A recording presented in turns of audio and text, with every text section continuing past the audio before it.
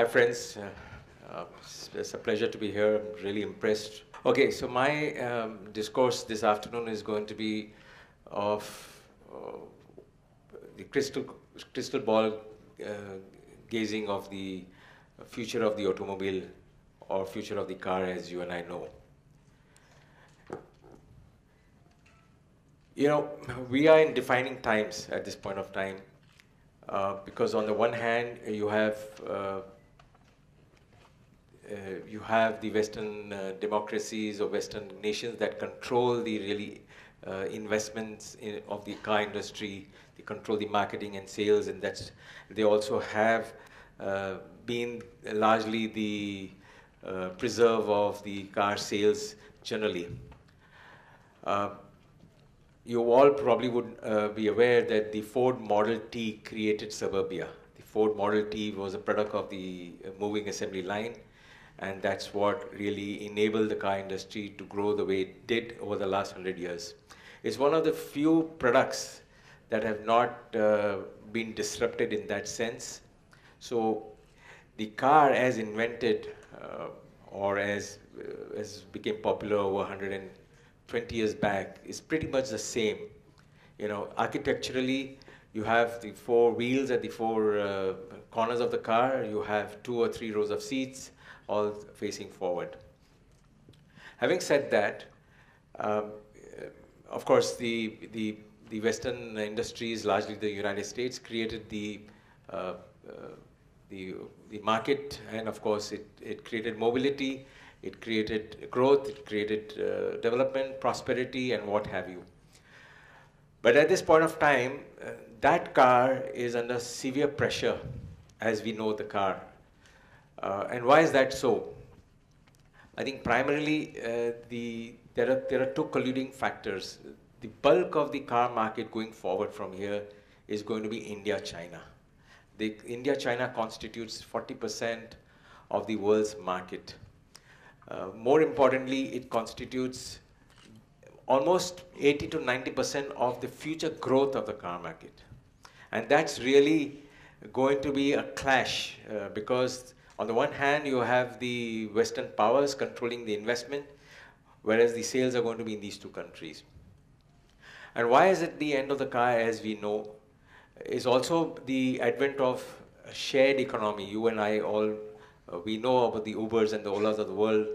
And, you know, much as I would not like to admit, but the point is that it has hit home harder and faster than what we imagined, even in India. So I have my daughter whose car is in the garage for the last 3 months, and she hasn't bothered to take delivery of the car. Of course, she has a very high-end car for the weekend. And she says, "Dad, I don't need the car because I rely on the Uber during the day."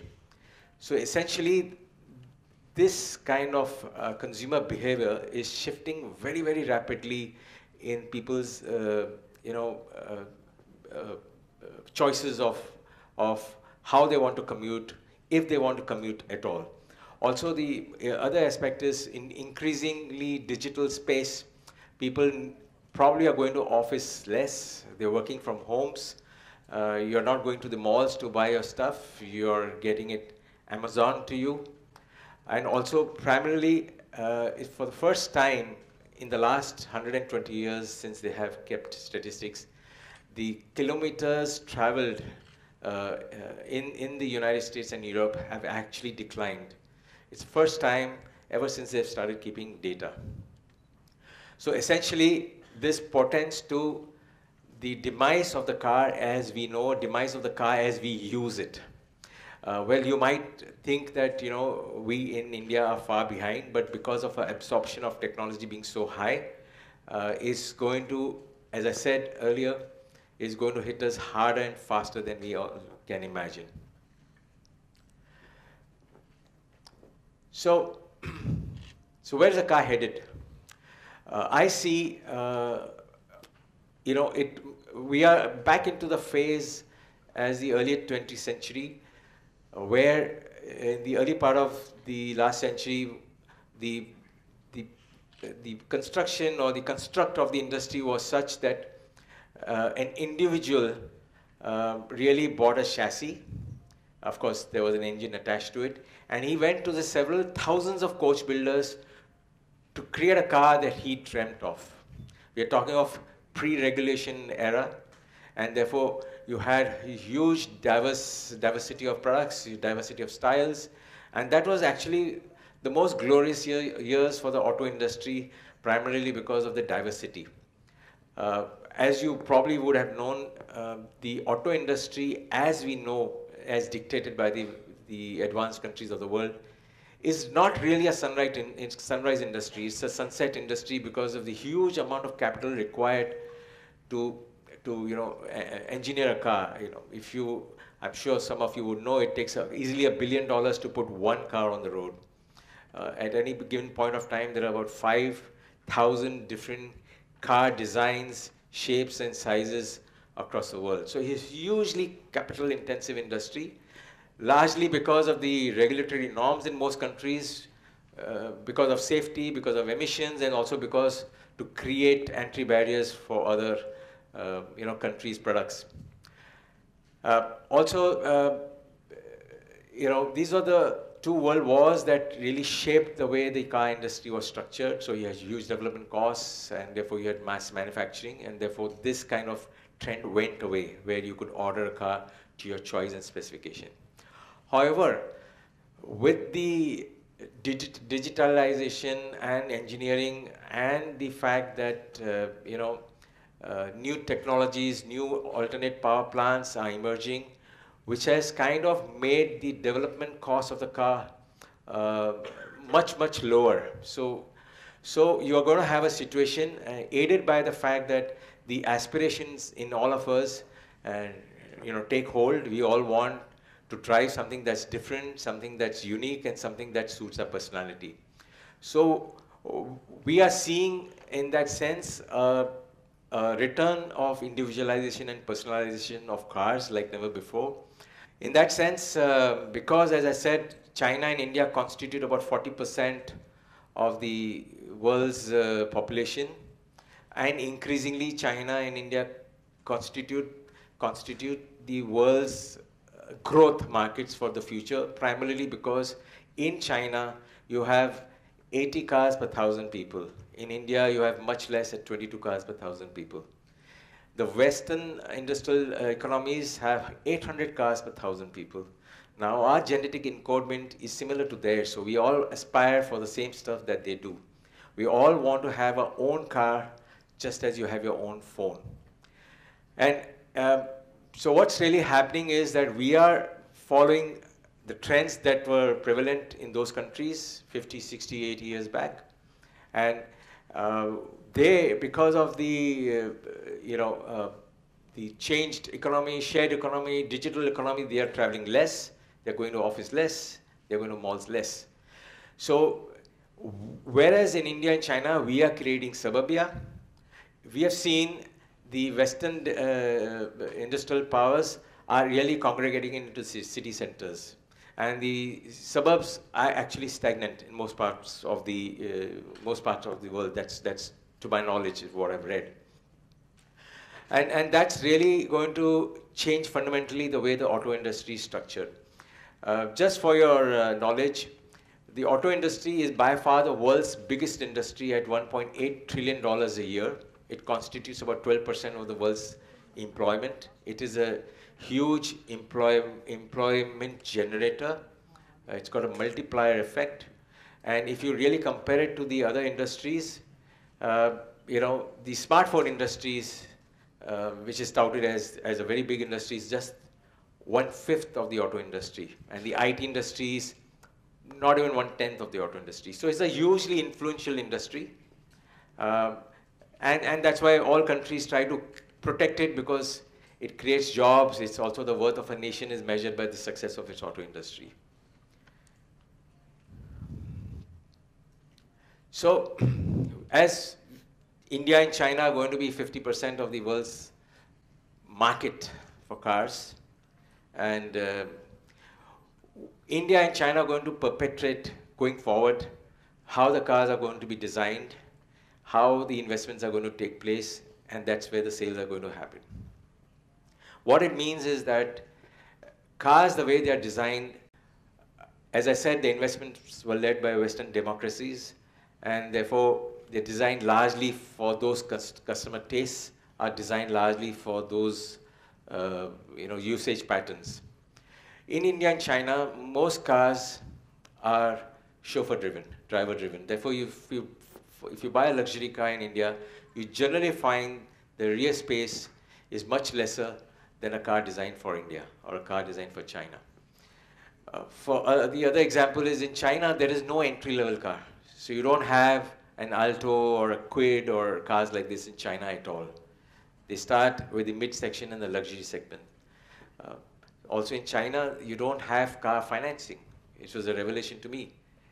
85% of cars bought in China are bought on cash, not on bank finance. Of course, it's different for India. So these aspects are going to fundamentally change the industry as we know it, and it's good for the industry because the industry has been in the survival mode for far too long. So on the one hand, you have a capacity of 100 million units and a demand of 80 million units, but no nation really wants to shut down its car industry because, as I said, it's about status, it's about employment, and what have you.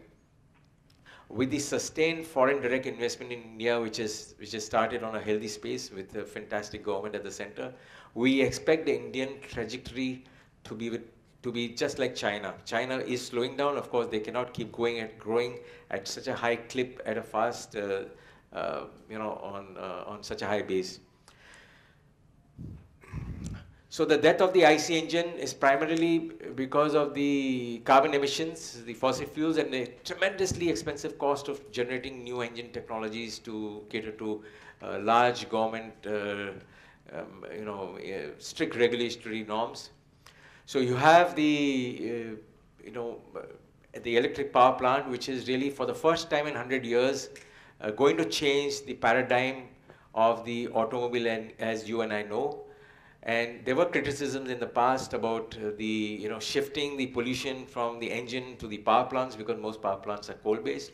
But that's not true any longer. You have Tesla actually investing billions of dollars in the solar, solar city, where what he's done is fantastic. He first controlled the front-end product to the consumer, and now he's controlling the back-end.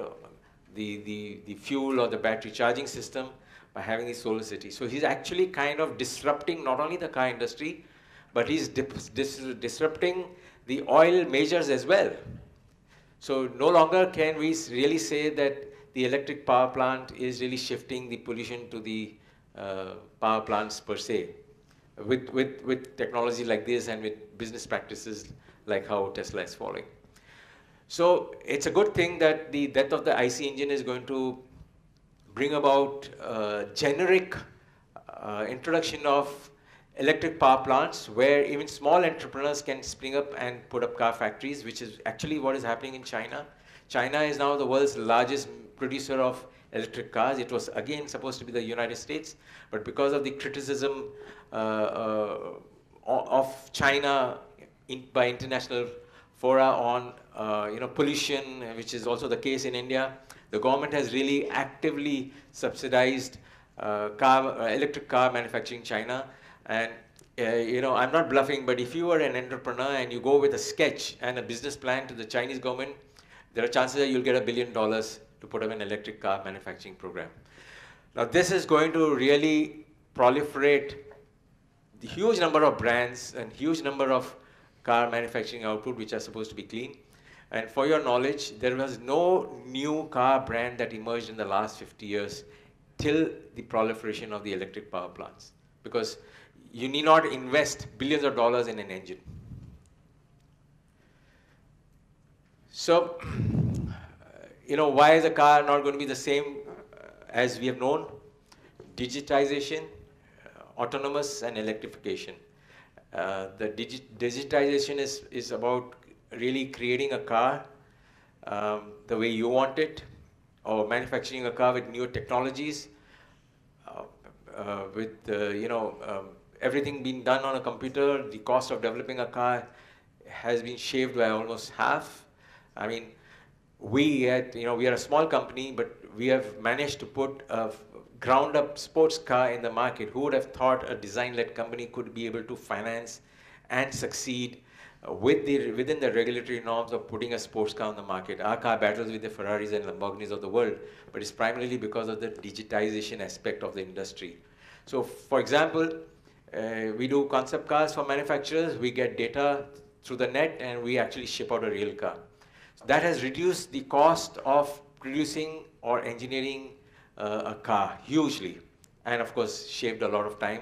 More so because we work 80-hour weeks and they work 35 hours a week. That gives us a real competitive advantage. Much has been talked about the autonomous part of the way the cars are headed. I've asked this question very many times. It is a fact of life. You have to accept. There are some industry experts who downplay the fact, but primarily it's being led by Silicon Valley, by the Californians, tech giants, Google, Apple, Ubers of the world, and the others have, of course, joined the fray. And imagine you are in a car and you're sleeping, and the car takes you from point A to point B on autopilot. You actually don't need a driver. You can actually be sleeping your 500-kilometer or 500-mile journey as well. And in the meantime, consuming on a wide screen what Google or Apple has to give you to consume. And that's where they come from. That's their motive. And as I said earlier, the electrification of the car is going to make possible to have, again, just like the early 20th century, thousands of different brands of different shapes and sizes, each one suiting his own region. This is the fundamental change that is happening as I talk to you. Increasingly, cars are not going to be used for commuting because you have, on the one hand, less need to commute. On the other hand, you have better public transportation system emerging in most countries, better infrastructure. However, the nature of the car being an emotional product, being an aspirational product, you can't wish it away. So it's one of the few products that you and I will want to have, and therefore that kind of product will get polarized towards luxury, leisure, and adventure. So you're going to have a car that's very high-end. You'll use it during the weekends. You'll use it to go to parties, clubs, or for adventure. And that's what I see. This is exactly that's what is happening even in India. You can go out and get a discount on the Nano. I was just reading the papers in the morning. The morning managed to sell 147 Nanos in the last month. You go and buy a Mercedes-Benz, you have to wait for 4 months. What does it say? Supposedly a developing country like us. So the aspiration part takes over. And it's actually happening in real-time basis. The more expensive the car is, the more feature-laden the car is, the longer you have to wait. Thank you.